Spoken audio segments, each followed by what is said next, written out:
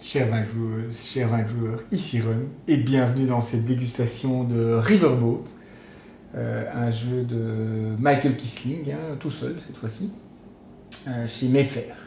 Alors dans Riverboat, nous allons jouer le rôle d'agriculteurs, 19e siècle aux États-Unis, le long du Mississippi, qui veulent livrer leurs denrées sur les grands bateaux avec les roues à aubes jusqu'à la Nouvelle-Orléans. Alors le jeu, donc c'est la base, est assez, on va dire, classique dans la plupart des mécanismes, mais parfaitement imbriqué, parfaitement exécuté, donc nickel, ça tourne direct, les règles sont claires, tout plein de rappels sur le plateau, pas vraiment un micro détail, mais donc vraiment la bel ouvrage bien exécuté, jeu de société moderne, impeccable. La base du jeu, donc on a 4 tours. Je peux laisser ça là. On a 4 tours uniquement, donc ça peut paraître très court, très dense. Et à chaque tour, donc on a 5 phases qu'on va exécuter, que tous les joueurs vont exécuter. Simplement, on va choisir en fonction de qui est le premier joueur, et le pion premier joueur tourne à chaque tour. Eh bien, on va choisir les phases l'une après l'autre. Et c'est le joueur qui a choisi la phase qui jouera chaque fois en premier et qui aura un bonus. Donc un mécanisme, je l'ai déjà dit, mais je le dirai encore une ou deux fois, très classique, mais qui fonctionne très très bien ici. Et donc il y a évidemment déjà un choix stratégique important, enfin à la fois tactique et stratégique, pour choisir la phase qui correspond bien, soit au bonus qu'on recherche, soit au fait d'embêter l'autre, parce que c'est un jeu où il y a pas mal d'interactions en direct. On ne peut pas aller embêter en tant que tel, mais on peut essayer d'éviter que l'autre prenne telle ou telle phase ou telle action. Et ensuite, on va exécuter donc la phase en question pour tous les joueurs, en commençant par la première, puis la deuxième, et ainsi de suite. Et chaque fois, c'est celui qui a choisi la phase qui va exécuter l'action en premier. Alors, on peut tout de suite regarder d'abord une vue générale du plateau, avec les ouvriers qu'on a envoyés à la Nouvelle-Orléans, les bateaux qu'on va pouvoir prendre, les cartes bonus qu'on va pouvoir utiliser, les différentes semences qu'on va pouvoir mettre sur ces champs personnels, on verra ça dans quelques instants. Et alors, donc le cœur du jeu, on va commencer par là, c'est le plus simple, les différentes phases, donc 5 comme j'ai expliqué. Alors la première phase, donc elles sont bien sûr jouées dans l'ordre, voilà, imaginons moi je suis premier joueur, je choisis la phase 2, puis le joueur suivant choisit la 4, puis la 3, puis le quatrième joueur, si on a 4, prend la 1, et bien on jouera d'abord la phase 1, et c'est le quatrième joueur qui jouera en premier. Alors là, la phase 1 consiste à quoi? Consiste à placer en fait ses ouvriers sur son plateau personnel en fonction des cartes, des 8 cartes qui vont sortir. Donc on tire 8 cartes. Et on va placer, si on regarde le plateau personnel, vous voyez qu'il y a des zones de couleurs différentes, gris, alors il y en a 2 qui ont été recouvertes complètement par le joueur ici. Voilà un exemple, très bien, gris clair, et le dernier est le jaune, là en dessous. Et donc on va placer ces pions en fonction des cartes qui sortent ici, de la pioche. Voilà, ben là c'est une carte blanche, et bien donc on doit placer un de ces pions, ici un de ces 8 pions sur la partie blanche. Ici jaune clair, et bien on va placer sur jaune clair, et ainsi de suite, jaune foncé, jaune foncé. Donc on va placer ces 8 pions, ça c'est la première phase, sachant que le bonus est qu'on peut placer un 9e pion, il y en a un par tour, c'est un pion additionnel, et ça peut être intéressant parce que les pions, on peut ne pas en avoir trop. Et alors pour tous les joueurs également, on peut payer une pièce pour éviter de devoir suivre la carte qu'on a tirée, ce que je viens de montrer, mais placer son pion n'importe où. Voilà, joker. Sachant qu'il y a aussi des cartes joker qui permettent de placer les pions n'importe où. Ça, c'est la première phase. La deuxième phase, on va, donc le joueur qui a choisi, il gagne une pièce. On va en fait choisir les tuiles qu'on a montrées ici juste avant, dans cette partie, des tuiles de 1, 2 ou 3, et on va les placer en dessous des bonhommes qu'on vient de mettre sur ces champs. Donc exactement en dessous. Et donc d'où l'importance évidemment d'essayer de mettre les bonhommes les uns à côté des autres. Puisque vous avez vu que sur les tuiles 3, il y a un petit 2 qui signifie que ça rapporte 2 points de victoire. Sur les tuiles doubles, il y a un point de victoire. Et les tuiles simples, rien du tout. Et donc on va essayer de les mettre ensemble pour pouvoir mettre des tuiles de 3 qui rapportent des points, et ensuite pour pouvoir scorer des points de différentes manières qu'on va expliquer dans quelques instants. Mais donc le choix des tuiles est assez important, et puis le placement des tuiles est assez important. Et donc ça permet de prendre donc les tuiles, sachant que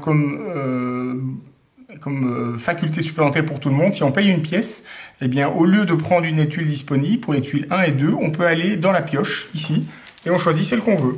On dit, ah, tiens, moi j'ai absolument besoin d'un maïs, il n'y a pas de maïs disponible, eh bien je vais choisir le maïs, et puis après je les remets, et je mélange, et je mets le maïs sur mon plateau personnel. La troisième phase, comme bonus, on va faire avancer le pion jaune sur les docks, je ne me souviens plus de son nom exact, qu'on voit ici. Et ça, en fait, ça permettra, en fin de partie, de scorer des points en fonction des bateaux, je vais expliquer dans quelques instants, des bateaux qui ont été dépassés par le pion jaune. Donc ici, le joueur score tous les bateaux jusqu'ici. Si on est premier, c'est-à-dire si on est celui qui est le plus avancé avec le pion jaune, hein, le docker, l'Arbor Master. Le Arbor Master, voilà, le maître du port. Donc celui qui est premier, il score tous les points. Tous les autres, ceux qui sont derrière, ils scorent la moitié des points. Donc, évidemment, il y a une course par rapport à ce pion jaune. Mais même en dehors de la course, il faut scorer les points. Donc voilà, si ici le joueur était arrivé jusque à cette huile-ci, eh bien, il scorait 7 points ou 7 points divisés par 2 arrondis au supérieur sur l'ensemble. Donc, il y a un intérêt à faire avancer le plus possible. Donc, ici, on a ce bonus pour celui qui prend la phase 3. Et ensuite, la phase 3 va permettre de choisir des bateaux. Et on va aller voir tout de suite les bateaux là plus loin. Les bateaux qui se trouvent ici. Hein, donc, au début de chaque tour, il y a un bateau disponible, voilà, de chaque nombre. Et ça signifie quoi, choisir un bateau? Eh bien, c'est prendre des pions qui sont placés sur la même ressource sur son plateau personnel. Voilà, si je prends ici, imaginons, on va mettre ça comme ça. Voilà, vous voyez ici, le joueur il a 4 pions blancs sur le maïs. Eh bien, il les prend, bon, c'est pas grave, il les enlève de son plateau personnel et donc il peut prendre le bateau avec un 4 ici. Il va mettre ce bateau sur son plateau, hein, vous avez vu les autres, et il va pouvoir gagner ou récupérer le bonus qui se trouve en haut à gauche et ou en haut à droite. Donc les bonus, c'est soit des points de victoire, soit, on l'a vu, faire avancer le pion jaune, hein, on vient l'expliquer, de l'argent, une petite hutte, je vais expliquer dans quelques instants, même chose pour le pion vert, et alors les pions blancs qu'on va placer définitivement ici, à la Nouvelle-Orléans, et ça permettra de scorer des points à une des phases suivantes. Mais par contre, évidemment, ils sont bloqués là jusqu'à la fin de la partie, et donc il se peut qu'on ait à un moment pas assez de pions blancs pour placer sur les 8 cases par rapport aux 8 cartes qui sortent. Donc ça, c'est évidemment, il y a toujours un trade-off, un choix à faire. Donc ça, c'est la phase bateau. Donc on en place 2 aux 3 premiers tours. Au dernier tour, on en place 3, ce qui peut avoir son influence. Et astuce supplémentaire, quand on a 9 tuiles de la même ressource dans son plateau, où qu'elle soit, eh bien on a un de ces bonus en question. Je vais peut-être expliquer alors maintenant les bonus en question. Donc les bouées qui sont ici, je vais les prendre en main. Voilà, une bouée. Quand vous prenez une bouée, vous pouvez la placer sur votre plateau, sur n'importe quelle ressource. Et si vous mettez plus tard un pion vert sur la bouée en question, vous allez scorer autant de points que l'ensemble des ressources en dessous de la bouée qui sont reliées. Donc ici, c'est un radis. Je regarde combien de radis j'ai autour de cette tuile-ci. Ça fait 4 en tout, donc je scorerai 4 points. Donc ça, c'est pour la bouée. La petite hutte, c'est un peu le même principe, c'est-à-dire qu'on va prendre une hutte, on va la placer sur son plateau personnel et on va scorer autant de points. On va prendre celle-ci qui est déjà mise, ce sera très clair. Autant de points qu'il y a de ressources différentes autour de la hutte. Donc si je mets maintenant mon pion vert ici, eh bien j'ai 5 ressources différentes, c'est-à-dire le maximum, ça ferait 10 points. Voilà.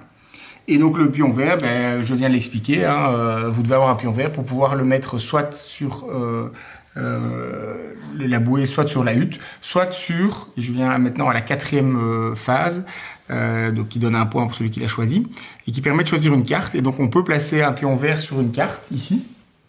On en prend une seule par tour. On gagne le bonus qui est indiqué ici. Et ensuite, au moment de la 5e phase qui vient juste après, eh bien c'est aussi un endroit où on pourra éventuellement mettre un pion vert et donc marquer des points en fonction de ce qu'il y a sur la carte ici. 1 point par tuile potiron qu'on a dans son jeu, 1 point par tuile maïs, 5 points directement et on avance le pion jaune de 2, 7 points, on avance le pion jaune de 1, etc. etc. Donc il y a 17 ou 20 cartes différentes de mémoire. Et donc cette fameuse cinquième phase où on prend un bonus, soit une pièce, soit on avance le pion jaune de 1, soit on met un pion blanc à la Nouvelle-Orléans, donc on le bloque définitivement. Et ça permet de placer jusqu'à 2 pions verts, donc soit sur une bouée, soit sur une petite hutte, soit sur une carte. Dernier tour, on en place 3. Et donc on marque éventuellement les points.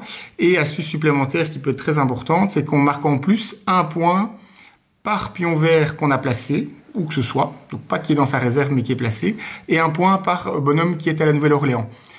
Et donc évidemment, il y a un petit trade-off entre mettre par exemple beaucoup de bonhommes dès le début, si c'est possible, si on a les actions à la Nouvelle-Orléans, mais évidemment on les aura plus après pour pouvoir éventuellement les placer sur son plateau. Mais par contre, on marque 2, 3, 4 points à chaque tour jusqu'à la fin de la partie. Donc là, c'est on dirait l'intérêt, c'est une des caractéristiques du jeu, c'est qu'il y a plein de choses différentes à faire, plein de petits dilemmes, beaucoup de choix, les cartes, placer les tuiles, mettre des tuiles ensemble ou séparées, des petites, des grosses pour pouvoir marquer 1 ou 2 points, les bateaux avec plein de bonus, enfin il y a vraiment plein de choses différentes à faire dans la partie.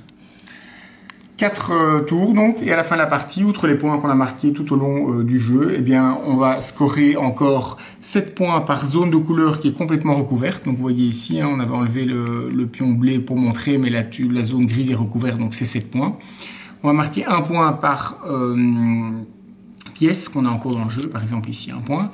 Et on va marquer 2 points par bouée, hutte ou pion vert non utilisé. Donc ici, par exemple, c'est une hutte qui est non recouverte, donc elle est non utilisée, c'est 2 points. Et éventuellement, les pions verts qu'on aurait dans la réserve non utilisés, 2 points également.